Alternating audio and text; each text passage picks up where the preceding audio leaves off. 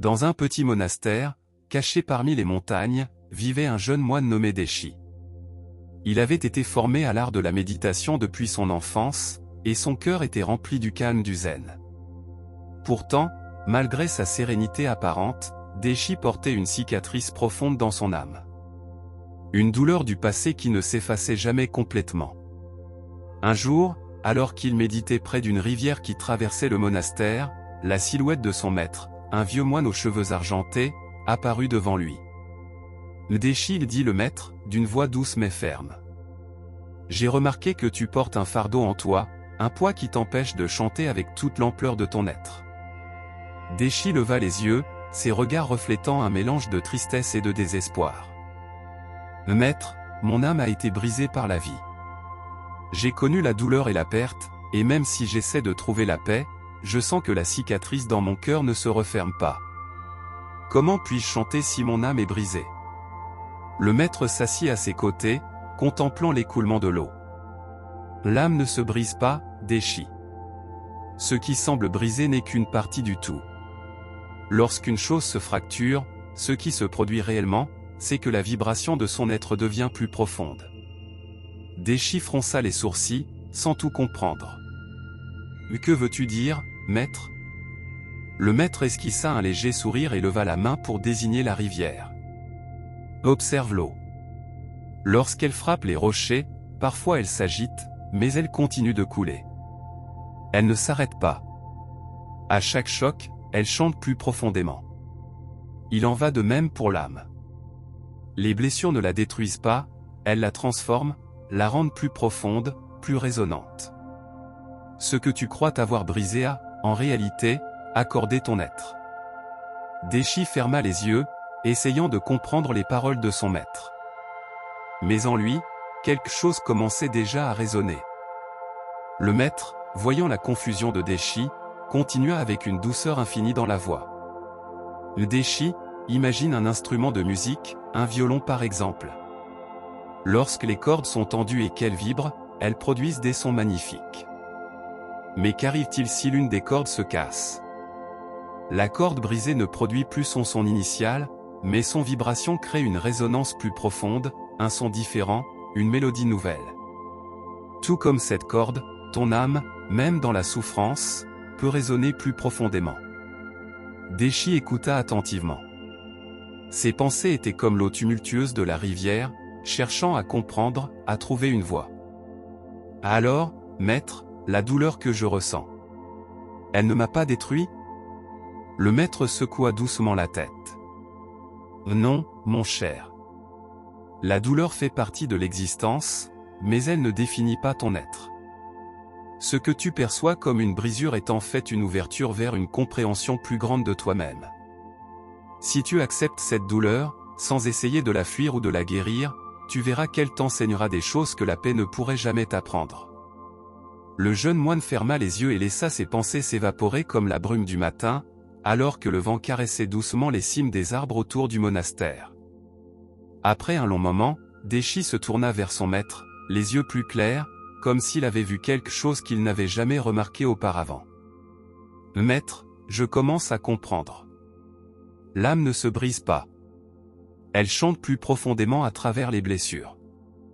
Le maître sourit, satisfait de la compréhension de son élève. Exactement, Deshi.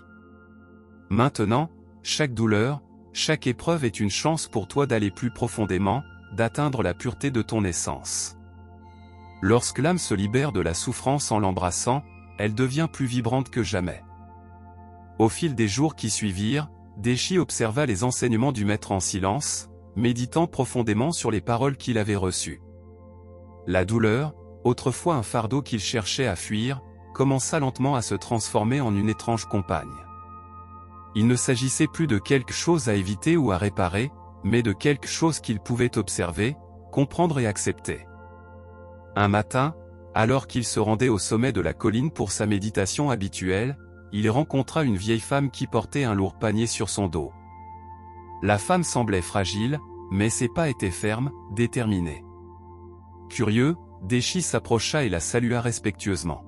« Bonjour, madame, dit-il. Pourquoi portez-vous ce lourd fardeau toute seule? La femme le regarda avec une douceur infinie, un sourire léger sur ses lèvres. Ce fardeau, jeune homme, n'est pas un poids. C'est une partie de moi, tout comme l'âme porte ses blessures. Chaque pas que je fais avec ce panier me rappelle que la souffrance peut être transformée en force. Deshi, touché par ces mots, ne savait pas quoi répondre. Il regarda le panier, les herbes qui y étaient ramassées, et soudainement il comprit. Ce que cette vieille femme portait n'était pas simplement un fardeau matériel, mais une leçon vivante. Elle n'évitait pas sa lourdeur. Elle l'embrassait. C'est vrai, dit-il enfin, après un moment de réflexion. Chaque souffrance que l'on accepte devient une part de nous, et par cette acceptation, elle se transforme. La femme acquiesça et, avec un dernier sourire, poursuivit son chemin, ses pas tranquilles mais puissants. Deshi la suivit des yeux, sentant une étrange légèreté envahir son cœur. Lentement, au fur et à mesure que les jours passaient, Deshi commença à comprendre que la souffrance, loin de le briser, le façonnait. Chaque rencontre, chaque épreuve devenait une opportunité de se rapprocher de son essence la plus pure. Il retourna au monastère, où le maître l'attendait, silencieux comme toujours. Lorsque Deshi s'assit en face de lui, il le regarda, les yeux emplis de compréhension. « Maître, j'ai vu quelque chose aujourd'hui. La souffrance est comme le vent, elle peut briser les arbres, mais elle peut aussi les façonner, les rendre plus forts, plus solides. » Le maître sourit doucement, son regard brillant de sagesse. « Tu comprends maintenant, Deshi. L'âme ne se brise pas dans la souffrance. Elle se réinvente. Par la douleur, nous apprenons à danser avec la vie, à accepter ce qui vient, et à en sortir plus léger et plus fort. » Les semaines passèrent, et Deshi se consacra de plus en plus à ses méditations et à l'acceptation des événements de la vie. Il vivait désormais avec la certitude que la souffrance n'était ni une ennemie à fuir ni un fardeau à porter, mais une partie naturelle du voyage humain. Un matin, alors qu'il méditait au bord d'un ruisseau, un cri perça le silence. Deshi se leva rapidement et se dirigea vers la source du bruit. Là, il trouva un jeune moine en pleurs, assis sur un rocher. Ses larmes tombaient, silencieuses mais profondes. « Que se passe-t-il, jeune frère » demanda Deshi, s'asseyant à côté de lui. Le jeune moine leva les yeux, plein de douleur. « Maître Deshi, je suis fatigué de souffrir. J'ai perdu une personne que j'aimais profondément, et chaque jour, je ressens ce vide immense. Comment puis-je continuer à avancer?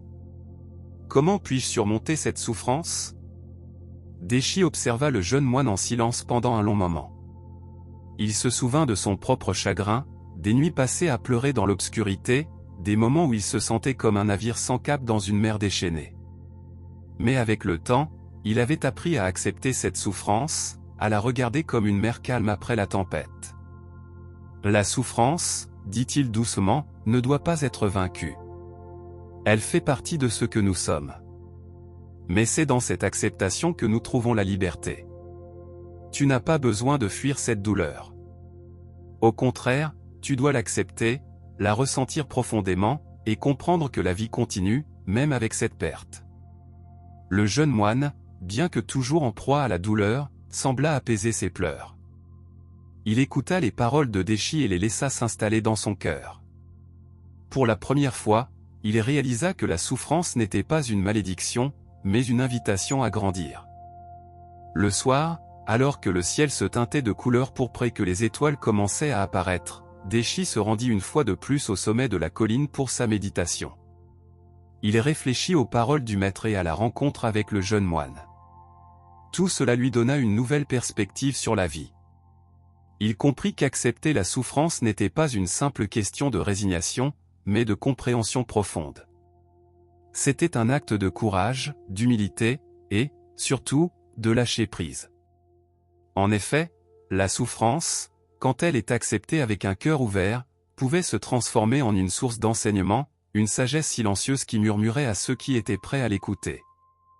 Il s'assit en silence, laissant le vent doux effleurer son visage, et sourit. La paix, il le savait maintenant, n'était pas l'absence de douleur, mais la capacité de trouver la sérénité au milieu de celle-ci. Les jours continuèrent à défiler, et le jeune moine, petit à petit, se remit de sa douleur, porteur d'une sagesse nouvelle. Deshi, quant à lui, se rendait chaque matin à la rivière, observant le cours de l'eau avec une attention profonde, une observation sans jugement. Il savait que la vie, tout comme la rivière, ne s'arrêtait jamais, elle se renouvelait sans cesse, emportant avec elle ce qui était ancien et permettant à ce qui était nouveau de se manifester. Un jour, un visiteur inattendu arriva au monastère. C'était un homme âgé, au visage marqué par les années et les épreuves, mais ses yeux étaient emplis d'une lueur vive, pleine de questions sans réponse. Il s'approcha de Deshi, qui se trouvait dans son jardin, en train de contempler les arbres. « Maître, dit-il d'une voix brisée, j'ai entendu parler de votre sagesse. Je viens vous demander de l'aide. J'ai perdu mon fils, et ma souffrance est devenue un fardeau que je ne peux plus porter. J'ai tout essayé pour guérir, mais rien ne fonctionne. Que puis-je faire pour soulager ma douleur ?» Deshi leva les yeux vers l'homme, son regard doux mais pénétrant. Il n'eut pas immédiatement de réponse, comme s'il attendait que l'homme se libère de ses mots, qu'il laisse tomber son fardeau dans l'espace de la conversation. « Vous êtes venu chercher une réponse, » dit finalement Deshi. « Mais la question n'est pas ce que vous pouvez faire pour soulager votre souffrance, mais plutôt comment vous êtes prêt à l'accepter. La souffrance, comme toute expérience humaine, n'est pas un fardeau à fuir. Elle fait partie du grand mystère de la vie. » L'homme s'assit à ses côtés, son regard vide de toute compréhension immédiate. « Maître, répondit-il, mais comment accepter quelque chose de si douloureux, quelque chose qui me ronge de l'intérieur? Comment puis-je faire face à cette perte sans sombrer dans l'obscurité ?» Deshi ferma les yeux et prit une profonde inspiration. Il pensa au flux continu de la vie, à l'impermanence de tout ce qui existait, et à la beauté fragile qui émergeait du chaos. Accepter la souffrance, dit-il doucement, ne signifie pas qu'on l'accepte passivement. C'est une invitation à regarder plus profondément, à comprendre que la souffrance est une transformation. Quand vous permettez à votre cœur d'accueillir la douleur, sans résistance, cette douleur devient une porte vers une connaissance plus profonde de vous-même. C'est là que la guérison commence, non pas dans l'évasion, mais dans l'acceptation. L'homme se tut, semblant réfléchir profondément aux paroles de Deshi. Il se leva finalement, mais son visage n'était plus aussi fermé qu'auparavant. Il avait, peut-être, commencé à voir la souffrance non plus comme une ennemie, mais comme une part de lui-même qu'il devait apprendre à apprivoiser.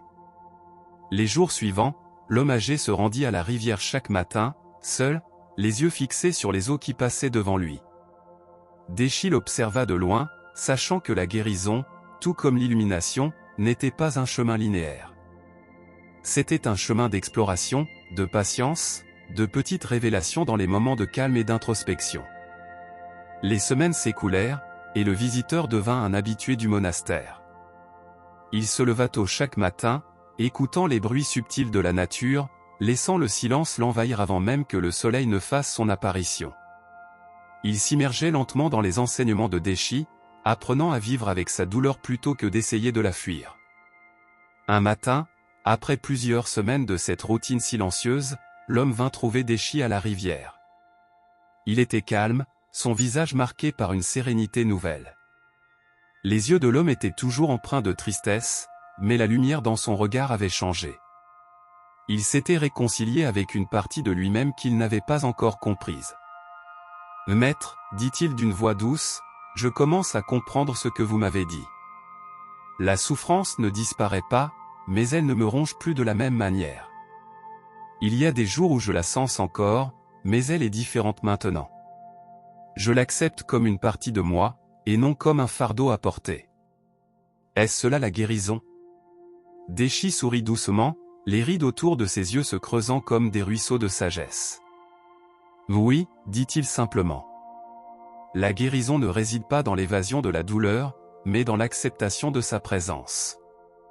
La souffrance est une constante dans la vie humaine, mais tout comme un arbre qui perd ses feuilles en automne, elle fait place à une nouvelle croissance.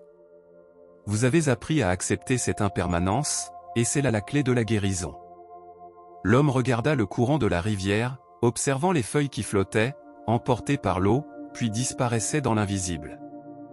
Il comprit, à ce moment précis, que tout ce qui venait, comme tout ce qui partait, était un élément naturel du flux de la vie. « J'ai l'impression que quelque chose en moi a changé, dit-il enfin, un léger sourire effleurant ses lèvres. Je vois maintenant la souffrance comme une forme de transformation, un espace où je peux grandir, pas seulement souffrir. » Deshi se leva et marcha lentement vers lui, posant une main légère sur son épaule. « L'acceptation ne signifie pas l'oubli, ni l'effacement de la douleur, dit-il. Cela signifie simplement que vous cessez de lutter contre ce qui est. La paix intérieure ne réside pas dans l'évasion des épreuves, mais dans la capacité à les embrasser avec un cœur ouvert. » L'homme acquiesça lentement, prenant à cœur les paroles du maître. Il se sentait désormais prêt à vivre non pas en déni de la douleur, mais en pleine conscience de son pouvoir de transformation.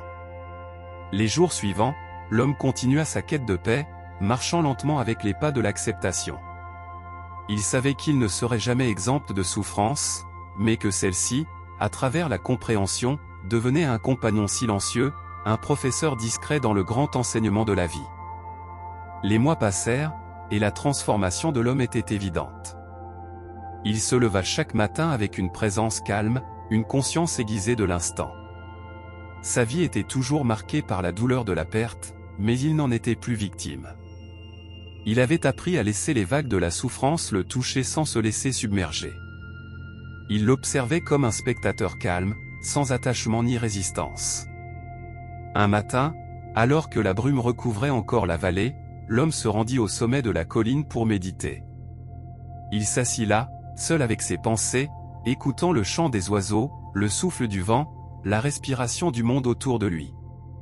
Dans ce silence, un léger sentiment de gratitude s'éveilla en lui, non seulement pour ce qu'il avait appris, mais aussi pour tout ce qu'il avait perdu. Il comprenait maintenant que chaque perte portait en elle une leçon, une chance de renouveau. C'est alors que Deshi, qui l'observait de loin, se rapprocha. Il s'assit à ses côtés sans un mot, partageant simplement la présence de l'homme. « Maître, dit l'homme après un long silence, je me sens en paix, mais parfois, la douleur surgit encore. Est-ce que cette paix est vraie, si elle n'éloigne pas la souffrance ?» Deshi le regarda, son regard plein de compréhension. « La paix n'est pas l'absence de souffrance, répondit-il. Elle est le lieu où la souffrance trouve un sens. Elle est l'espace où vous pouvez être présent, même dans l'adversité. Vous avez appris à accueillir la douleur comme une part de vous, et non comme un ennemi à combattre. Ce n'est pas un signe de faiblesse, mais un signe de grande sagesse. » L'homme baissa les yeux, en silence, puis leva son regard vers l'horizon. Il se rendit compte que, dans cette quête pour comprendre la souffrance, il avait découvert une forme de liberté. Il était libre non de la douleur, mais dans sa relation avec elle. Cette liberté ne se trouvait pas dans l'évasion ou le rejet, mais dans l'acceptation sereine de ce qui était. « Alors, la paix est un choix ?» demanda-t-il. « Oui, » répondit Deshi avec douceur. « La paix est un choix que l'on fait chaque jour, chaque moment. Elle est là, toujours disponible, mais il nous faut la cultiver. C'est dans l'acceptation, dans la présence, que la paix s'installe. Et quand la douleur se présente, vous pouvez choisir de l'accueillir, de la comprendre, et de la laisser se dissoudre dans la vaste étendue de votre être. » L'homme sourit lentement, un sourire paisible, empreint de gratitude. Il savait désormais que son chemin n'était pas de fuir la douleur, mais d'apprendre à la vivre. Il se leva, les yeux fixés sur l'horizon, prêt à poursuivre sa marche dans la lumière douce du matin. Quelques jours plus tard, il se rendit dans le village voisin. Il n'y était jamais allé, mais il ressentait un désir profond de partager ce qu'il avait appris. La sagesse qu'il avait reçue ne pouvait être conservée uniquement pour lui.